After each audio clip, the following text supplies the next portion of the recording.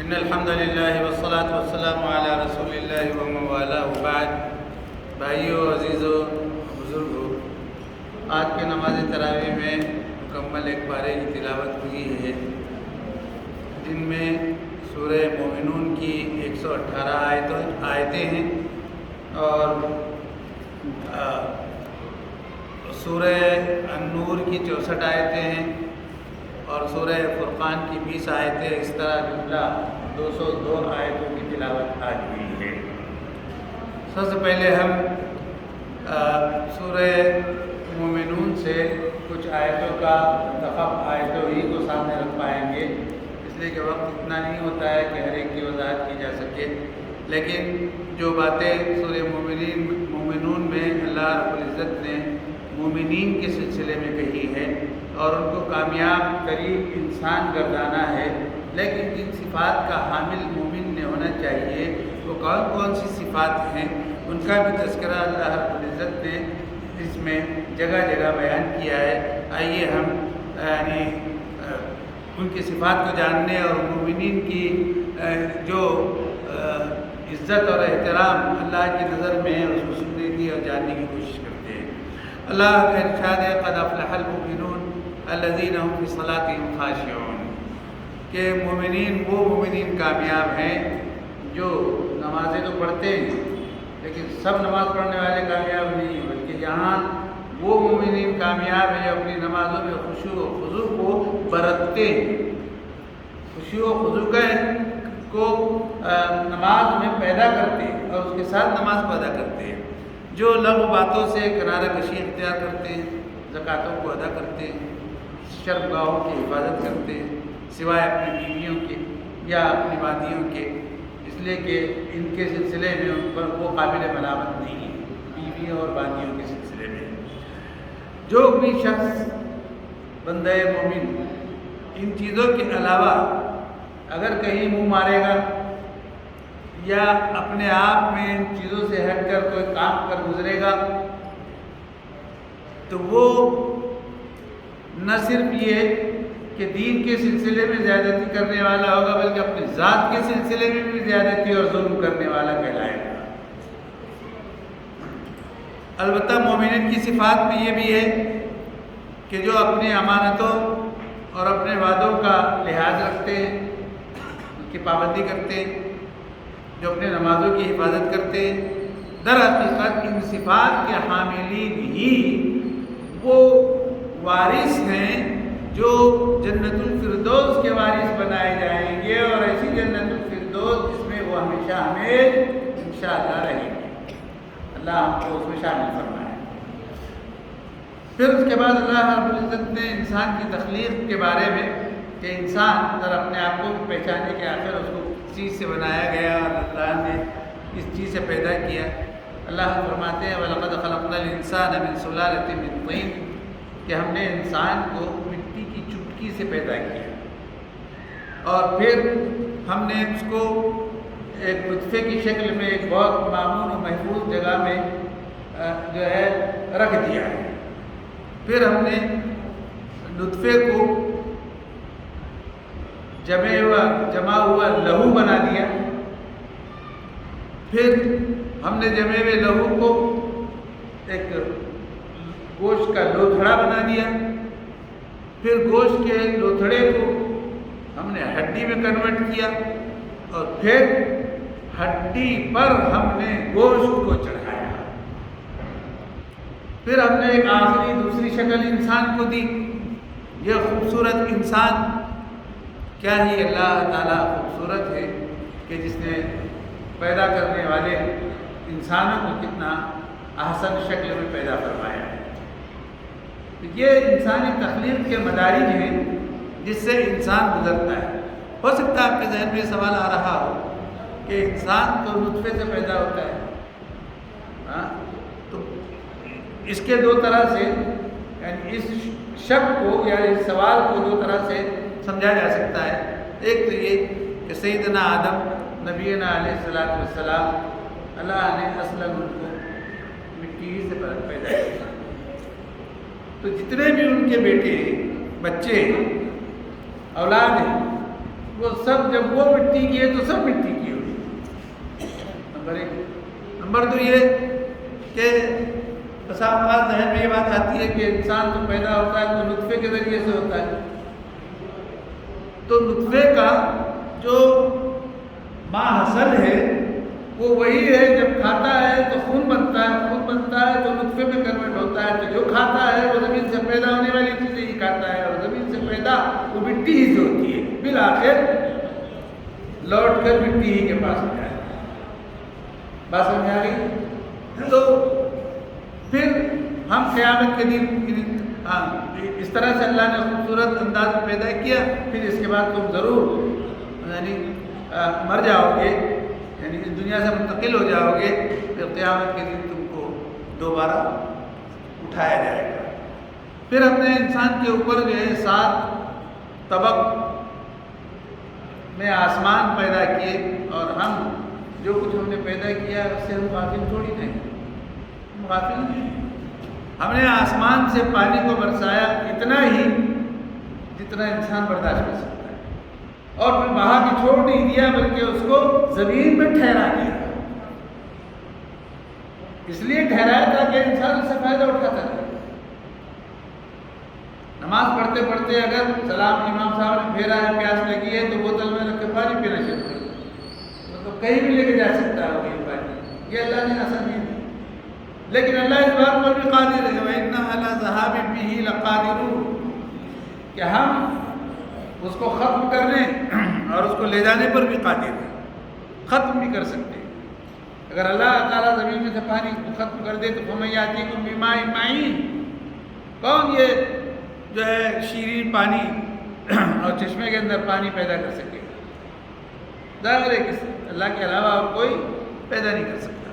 اس کے بعد میں میرے عزیزو، اللہ رب العزت نے پھر اپنی تخلیق کے جو ایسی چیزیں ہیں جس کا انسان کو جاننا بہت ضروری ہے، کہ ہم نے تمہارے لیے کھجور کے باغات بنائے، انگور کے باغات بنائے، تمہارے لیے بہت سارے میوے بنائے، اور انہی میں سے تم کھاتے ہو۔ سچ بتائیے کہ افطار میں ہم کھاتے ہیں کہ نہیں کھاتے؟ اور افطار ہی نہیں، ہمیشہ کھاتے ہیں، ہے نا؟ راستے سے گزر رہے ہیں، آم کے ایک جھاڑ میں بہت خوبصورت سے آم پیلے پیلے چمک رہے ہیں، جی میں آیا تو 2-4 ہے نا تو کھا لی، غلط کیا۔ آپ کی ملکیت نہیں، کیسے توڑتے ہیں آپ کہہ رہے کھا لیا توڑ لیا، جی نہیں، ہماری ملکیت نہیں، سمجھ رہے؟ یہاں پر انسان نے سوچنا چاہیے کہ ٹھیک ہے یہ کسی کی ملکیت ہے، میرا حق نہیں ہے کہ میں لوں، ہاں میں اسے لائی کے خرید لوں، یا وہ مجھ کو بلا کے کھلا دے تو بات ہے۔ بہرحال پھر اللہ نے ایک ایسا درخت بھی بنایا جو طور سینا سے نکلتا ہے، تنبت بالدہن، اور تیل پیدا کرتا ہے، تیل نکلتا ہے اس سے، وَسِبْغٍ لِلْآكِلِينَ، اور کھانے والے اس کے اندر نوالا ڈبو کے کھاتے ہیں، زیتون ہے، اور زیتون بہت زیادہ آج بھی دیکھا ہے کہ زیتون روٹی سے زیتون کو کھایا جاتا ہے، سالن کے طور پہ زیتون کا استعمال ہوتا ہے۔ تو یہ اللہ تعالیٰ نے پیدا کیا، اور سیریا میں اور جارڈن وغیرہ میں زیتون کثرت سے پائے جاتے ہیں۔ اور پھر اس کے بعد جو ہے اللہ رب العزت نے یہ بھی بات بتا دی کہ بلکہ زیتون کی قسم کھائی، ایک سورت ہے زیتون کے نام، سورہ تین میں زیتون کی قسم کھائی، اور 3 والزیتون، ہے نا؟ بہرحال جلدی جلدی ہم کو چلنا ہے، 10:30 بجے ختم کرنا ہے۔ تو اس کے بعد پھر وہ آیت آئی ہے جو اس سے پہلے بھی آئی تھی کہ اللہ نے تمہارے لیے چوپاؤں میں عبرت رکھی ہے، نسقیکم مما فی بطونہا، ان کے پیٹوں سے جو چیز نکلتی ہے وہ تم کو پلاتے ہیں، مراد دودھ، نہ کہ منہ، مراد ہے دودھ، جی، اس لیے کہ اس سے پہلے آیا کہ من بین فرث و دم لبنا سائغا للشاربین، گوبر کے پڑوس سے گزرتا ہے لیکن گوبر کی ذرا بھی بو اس میں نہیں رہتی، ادھر خون وہ اپنی رگوں میں دوڑ رہا ہوتا ہے لیکن اس کی لالی وہ دودھ کی سفیدی پر کبھی اثر انداز نہیں ہوتی، اور خوب شیریں ہوتا ہے، انسان مزے سے پیتا ہے. کیا یہ اللہ کا انعام نہیں ہے، اللہ کی کارستانی نہیں ہے؟ تو انسان اگر دیکھے تو جانوروں کے اندر اللہ کی قدرت اور اللہ کی کارسازی نظر آئے گی، ہے نا. فتبارک اللہ احسن الخالقین. اس کے بعد پھر بہت سارے فائدے اللہ نے جانوروں میں رکھے ہیں، اور جانوروں ہی سے تم کھاتے بھی ہو، جو اپنے کے مسئلہ حل ہو گئے. جی وعلیہ وعلی الفلک تحملون، اور جانوروں پر تم سواری بھی کرتے ہو.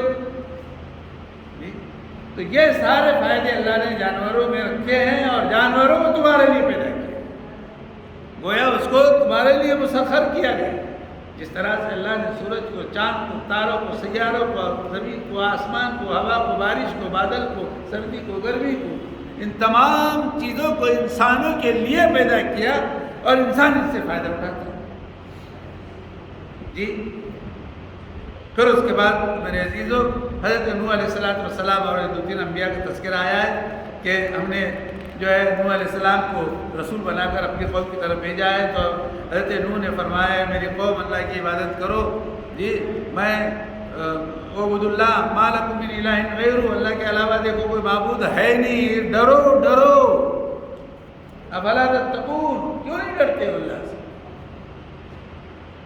تو یہ دعا، یہ دعوت حضرت نوح علیہ السلام نے اپنے قوم کو دی. تو پڑھاریوں نے، ان کے قوم کے جو پڑھاری تھے،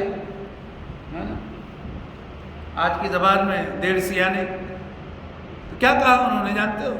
وقال الملأ الذین کفروا من قومہ، ان کے قوم میں سے جنہوں نے جو ہے انکار کر بیٹھے تھے اللہ کا، انہوں نے کہا یہ جو کہہ رہا ہے ما ھذا بشر مثلکم، یہ تمہارے طرح کا انسان نہیں دکھائی دیتا. یرید ان یتفضل علیکم، یہ چاہتا ہے کہ اپنے آپ کا دبدبہ تمہارے اوپر قائم کر دے، تم سے ذرا نام لیوا وہ بن جائے، تم سے افضل قرار دیا جائے. اگر اللہ چاہتا، یہ اسی کی بات ہے کہ اگر اللہ چاہتا تو اللہ فرشتے اتارتا. یہ جو کہہ رہے ہیں ایسی باتیں تو کبھی ہمارے پہلے باپ داداؤں سے کبھی نہیں سنی ہم نے. یہ کیا اس چیز کی دعوت دے رہے ہیں؟ ان هو الا رجل به جنہ، لگتا ہے یہ انسان پاگل ہے، یا اس کو کوئی جنات چھو لیا، یا یہ اس کا اثر ہے. فتربصوا بی حتی حین، ہاں انتظار کرو ایک مدت تک. تو حضرت نوح علیہ السلام نے دعا کی رب انصرنی بما کذبون، پروردگار میری مدد فرما، مجھ کو جھٹلا رہے ہیں یہ لوگ، مانتے نہیں ہیں میری، نہ مجھ کو مانتے ہیں نہ میری مانتے ہیں. جی حالانکہ میں جو کچھ بھی کہتا ہوں وہ آپ ہی کی ماننے کے لیے ان کو منوانا چاہتا ہوں، لیکن وہ آپ کو بھی نہیں مانتے. جی تو ہم نے ان کی طرف وہی کی، کیا کرو ایک کشتی بناؤ، اور کشتی ہماری نگرانی میں بناؤ، اللہ فرما رہے ہیں. اور ہم نے وہی کی، اور ہمارے وہی جیسے جیسے ہم آرڈر دیتے جائیں گے، جیسے جیسے ہم پیغامات تم کو بھیجتے جائیں گے، ویسے ویسی کشتی تم تیار کرو. کس کو خطاب ہو رہا ہے؟ حضرت نوح علیہ السلام. فَإِذَا جَاءَ أَمْرُنَا، جب ہمارا حکم آ جائے گا، وَفَارَتْ تَنُّورُ، اور تنور یعنی وہ الاؤ سمجھتے ہیں نا، یہ اپنے تنور کو اس لیے بولتے ہیں کہ وہ الاؤ کے معنی ہوتا ہے، اس لیے تنور بولتے ہیں. یعنی ایسا گڑھا جس کے اندر سے کوئی چیز ابلے. جی تو وہ جو ہے پھوٹ پڑا، تنور پھوٹ پڑا. فَاسْلُكْ فِيهَا، جب یہ پھوٹ پڑ جائے تنور تو کیا کرنا؟ چڑھ جانا اس میں. کون؟ من کل زوجین اثنین، ہر چیز کے 2 جوڑ اس کے اندر سوار ہو جانا. 2 جوڑ یعنی 2 مرد 2 عورت، سمجھ گئے؟ اور 2 عورتیں یہ جوڑ نہیں، اس مرد کے ساتھ میں یعنی ایک میل فیمیل. اور ہر چیز کا، ہر جاندار کا، صرف حضرت انسان ہی نہیں، ایون جاندار، چرند پرند درند سب کچھ اس کے اندر سوار ہو جانا. لیکن جوڑ دو. دیکھیے کیا حکمت ہے اللہ کی. وَأَهْلَكَ إِلَّا مَنْ سَبَقَ عَلَيْهِ الْقَوْلُ، ہاں جن کے بارے میں کہا جا چکا ہے کہ وہ برباد ہونے والے ہیں، ہلاک ہونے والے ہیں، ان کے لیے کشتی میں کوئی گنجائش نہیں، بلکہ وہ ہلاک ہو جائیں گے۔ وَلَا تُخَاطِبْنِي فِي الَّذِينَ ظَلَمُوا، اے نوح مجھ سے ان لوگوں کے بارے میں سفارش نہ کرنا جو ظلم کر بیٹھے ہیں، اس لیے کہ میرا ان کے سلسلے میں فیصلہ ہو چکا ہے، اور فیصلہ یہ ہے کہ انہم مغرقون، وہ بالآخر ڈوب مرنے والے ہیں، وہ غرق ہونے والے ہیں۔ فَإِذَا اسْتَوَيْتَ أَنْتَ وَمَنْ مَعَكَ عَلَى الْفُلْكِ، جب سب سوار ہو جائیں اور جو کوئی تمہارے ساتھ میں وہ سب پورے اطمینان کے ساتھ میں بیٹھ جائیں کشتی میں، تو یہ کہنا کیا الحمدللہ الذی نجانا من القوم الظالمین، چل پڑے کشتی تو یہ دعا پڑھنا کہ اس ذات باری کے لیے تمام تعریفیں ہیں جس نے ہمیں ظالم قوم سے نجات دے دی، اور یہ بھی دعا کرنا رب انزلنی منزلا مبارکا وانت خیر المنزلین، ایسی جگہ پہ پروردگار ہمیں اتار جو جگہ متبرک بھی ہو، اور آپ تو بہترین اتارنے والے ہیں۔ تو یہ اس طرح کی نشانی اللہ تعالیٰ نے مختلف جو ہے پیغمبروں کے سلسلے میں جو بتائی ہے، اور نہ وہ اس سے مقصود یہ ہے کہ نافرمانوں کا انجام کیا ہوا، اسی لیے سب لوگ ڈوب گئے۔ اور دوسری جگہ پر حضرت نوح نے اپنے بیٹے کے بارے میں کہا تو اللہ نے فرمایا کہ لیس من اہلک، وہ تمہارے گھر کے لوگوں سے نہیں ہے، اس لیے کہ وہ نافرمان ہے۔ تو جو اہل ایمان تھا گویا وہ حضرت نوح کے خاندان کا ہو گیا، تو ایمان کی لڑی نے حضرت نوح کے خاندان کا فرد بنا دیا، اور وہ سب بچ گئے، بقیہ سب مر گئے۔ اسی لیے حضرت سیدنا نوح علیہ السلام کو آدم ثانی بھی کہتے ہیں، آدم ثانی، اس لیے کہ سب پورے تباہ ہو گئے تھے، اور یہ جو کشتی میں بچ گئے تھے پھر ان سے پوری دنیا اور پھیلی اور پھلی، اس لیے ان کو آدم ثانی کہتے ہیں۔ اس کے بعد میں پھر میرے عزیزوں یہ ساری چیزیں، یہ دعائیں کی، یہ دعا کرنے کے بعد میں اللہ تعالیٰ نے ہلاک کرنے کے بعد وہاں پر دوسری قوموں کو آباد کیا اور کرتے رہے، یہ اللہ کی سنت ہے۔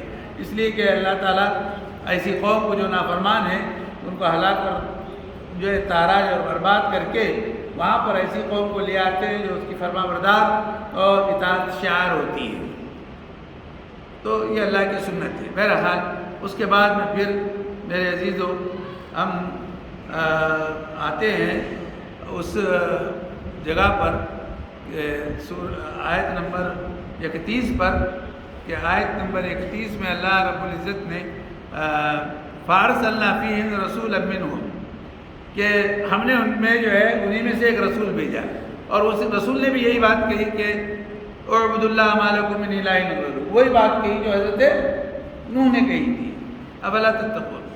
تو لوگوں نے، ان کے لوگوں نے بھی، ان کے پاس میں بھی وہ لوگ تھے نافرمان قسم کے، تو جھٹلایا، آخرت کے آنے کو جھٹلایا، آخرت کی ملاقات کو جھٹلایا۔ وَأَتْرَفْنَاهُمْ فِي الْحَيَاةِ الدُّنْيَا، دنیا کی زندگی میں خوب انہوں نے موج و مستی مچائی جی، اور ہم نے بھی ان کو موج و مستی مچانے کا جو ہے تھوڑا موقع دے دیا تاکہ اتمام حجت ہو جائے۔ مَا هَذَا إِلَّا بَشَرٌ مِثْلُكُمْ، انہوں نے بھی یہی کہا، یہ جو چیز کہہ رہا ہے یہ بھی کوئی نئی چیز، تو یہ تمہارے جیسا انسان نہیں لگتا، بھی کچھ الگ ہی معلوم ہوتا ہے۔ یَأْکُلُ مِمَّا تَأْکُلُونَ مِنْهُ، یہ بھی تمہاری طرح انسان ہے۔ مَا هَذَا إِلَّا بَشَرٌ مِثْلُكُمْ، یہ کوئی بہت فرشتہ نہیں ہے، تمہاری طرح انسان ہے، وہی کھاتا ہے جو تم کھاتے ہو، وہی پیتا ہے جو تم پیتے ہو، اور اگر تم اپنے ہی جیسے انسان کی اطاعت کر لو گے تو گھاٹے میں ہو جاؤ گے۔ اَیَعِدُکُمْ أَنَّکُمْ إِذَا مِتُّمْ، کیا وہ تم سے یہ وعدہ کر رہا ہے کہ جب تم مر جاؤ گے اور تمہاری گوشت اور پوست اور ہڈیاں سب ریزے ریزے اور مٹی ہو جائے گی اور ہڈیاں تمہاری گل جائے گی جی، تو تم کو دوبارہ نکالا جائے گا، اس کا وعدہ کر رہا ہے؟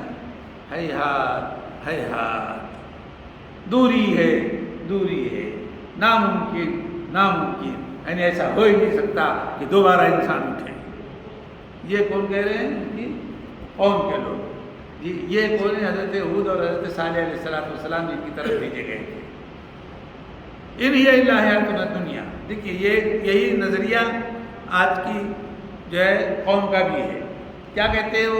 یہ ہماری دنیا کی زندگی ہے، یہاں مر جائیں گے، اسی میں زندہ رہیں گے، اور ہم کو اٹھ کے دوبارہ کچھ جانا آنا کچھ نہیں ہے، سب بولنے کی باتیں۔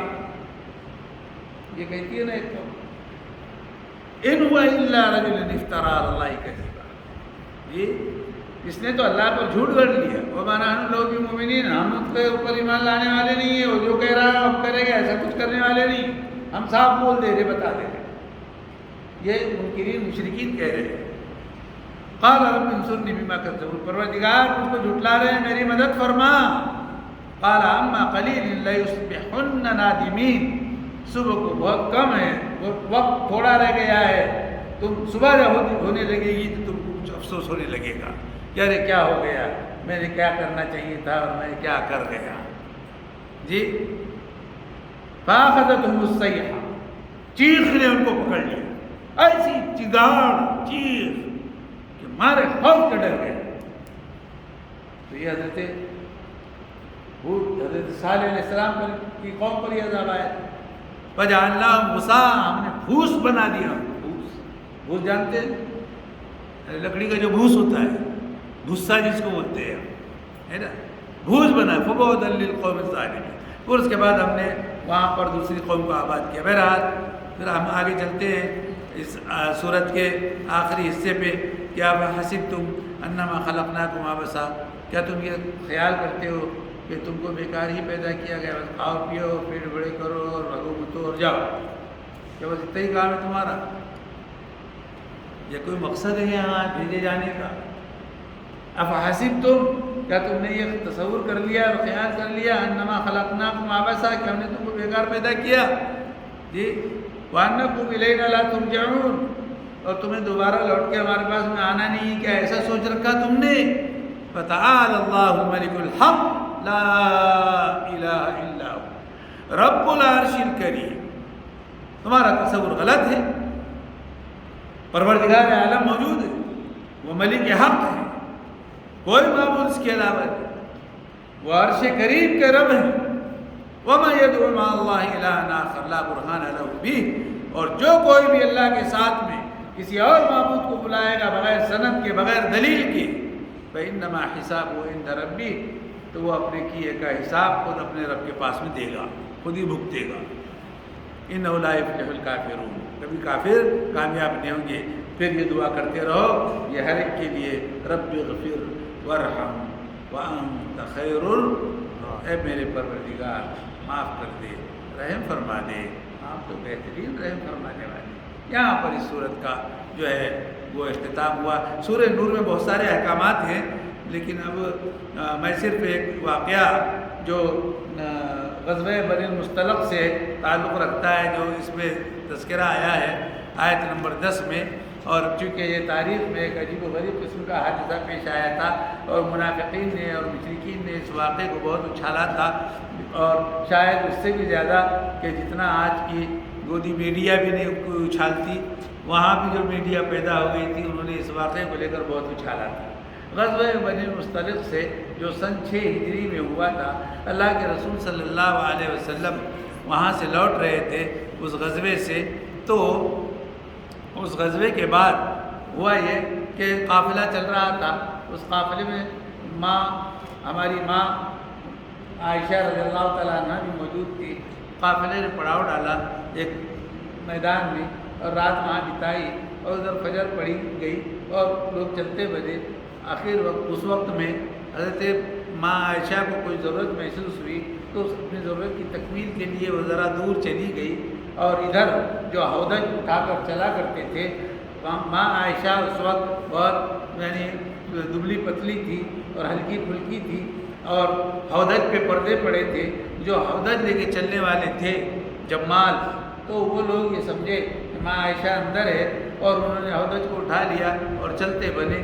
جب ماں عائشہ وہاں لوٹ کے آئی تو دیکھا کہ قافلے یہاں سے جا چکے ہیں، تو بہت ڈر گئی، سہم گئی، اور صبح کا اندھیرا، تھوڑا کچھ اندھیرا بھی تھا، صبح فجر کی نماز پڑھ کر وہاں سے تمام صحابہ چلے تھے، تو حضرت عائشہ صدیقہ رضی اللہ تعالیٰ عنہ نے باوجود کہ خاتون ہونے کے، لیکن جو انہوں نے فیصلہ کیا ان کا فیصلہ وہ کتنا صحیح اور اپنی جگہ پر ہے کہ اگر وہ ان کی تلاش میں چلی جاتی تو اور راستہ بھول جاتی، نمبر 1، نمبر 2 ان کی تلاش میں جاتی تو اکیلے جانا پڑتا اور کوئی ان کے ساتھ میں نہ ہوتا تو سفر جائز نہ ہوتا، نمبر 2۔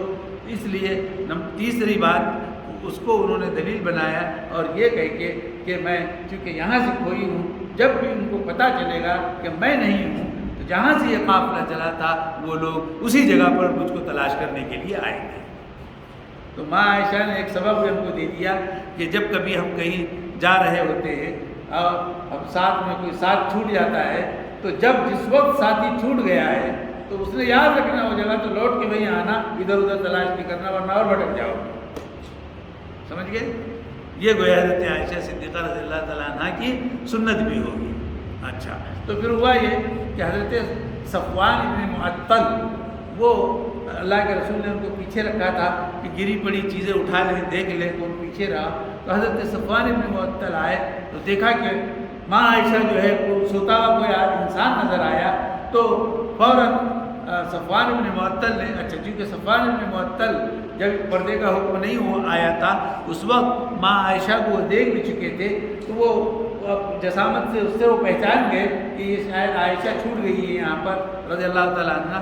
تو دیکھتے ہی فوراً انا للہ و انا الیہ راجعون پڑھا، یہ پڑھتے ہی ماں عائشہ فوراً اپنی نیند سے جاگ گئی اور فوراً پردہ کر لیا۔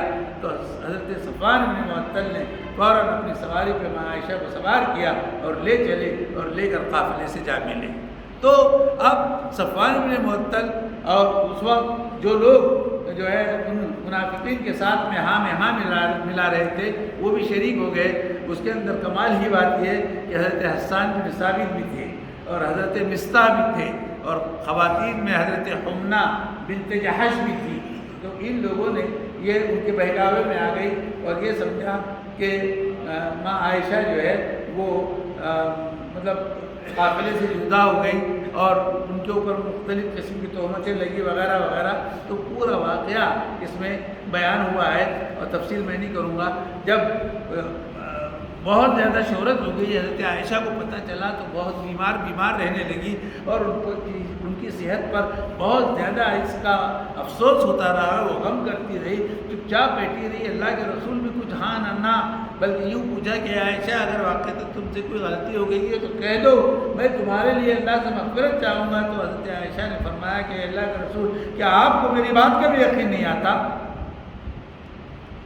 جی بالآخر اللہ کے رسول صلی اللہ علیہ وسلم سے وہ ذرا خفا ناراض رہنے لگی حضرت عائشہ۔ تو پھر بعد میں جب اللہ رب العزت نے حضرت عائشہ کی پاک بازی نازل فرمائی اور وہی ان کی پاکیزگی کو بیان فرمایا تو حضرت سیدنا ابو بکر صدیق رضی اللہ تعالیٰ عنہ جو حضرت عائشہ رضی اللہ تعالیٰ عنہ کے والد بزرگوار ہیں تو حضرت ابو بکر نے اپنی بیٹی سے کہا کہ بیٹی اٹھو اور اللہ کے رسول کا شکریہ ادا کرو۔ تو حضرت عائشہ نے فرمایا کہ ہاں میں ان کا کیوں شکریہ ادا کروں، میں تو میرے اپنے رب کا شکریہ ادا کروں گی اس لیے کہ انہوں نے مجھ کو اس تہمت سے بچایا، اتنی ناراض سمجھ گئے۔ بہرحال یہ واقعہ اس کے اندر آیا ہے تو بس کہنے کی تو اور بہت ساری باتیں ہیں لیکن اب ہم آتے ہیں بالکل آخری اس پر جو سورت پڑھی گئی ہے سورہ فرقان کی بھی آخری آیت پر آتے ہیں جس کے اندر جو آخری آیت ہمارے حافظ صاحب نے پڑھی تھی کہ وہ بھی ہمارے لیے دعوت ہے اور پیغام ہے اور ایسا لگتا ہے قرآن کریم کی کہیں سے بھی پکڑو اور کہیں بھی چھوڑو تو معلوم ہوتا ہے کہ مضمون پورا کمپلیٹ ہو گیا ہے نا۔ تو یہ آیت دیکھیے کہ وما ارسلنا قبلک من المرسلین کہ جو کچھ بھی ہم نے تم سے پہلے مرسلین بھیجے ہیں وہ سب بھی کھانا ہی کھاتے تھے، وہ بھی بازاروں میں آتے جاتے تھے۔ ہاں وجعلنا بعضکم لبعض فتنہ، ہم نے تم کو ایسا بنایا کہ ایک دوسرے کے لیے آزمائشیں لگی ہوئی۔ اتصبرون، کیا ان تمام آزمائشوں پر تم صبر کرو گے؟ وکان ربک بصیرا، اور تمہارا رب تو سب کچھ دیکھ رہا ہے۔ بس آ کے یہاں رکتے ہیں اور اللہ سے دعا کرتے ہیں کہ اللہ تعالیٰ مجھے آپ کو ہم سب کو قرآن کریم کے سننے سمجھنے عمل کرنے اس کے احکام کو اوروں تک پہنچانے کی توفیق عطا فرمائے. ربنا تقبل منا انك انت السميع العليم وتب علينا انك انت التواب الرحيم. صلی اللہ تعالیٰ علیہ وسلم وعلى آله وصحبه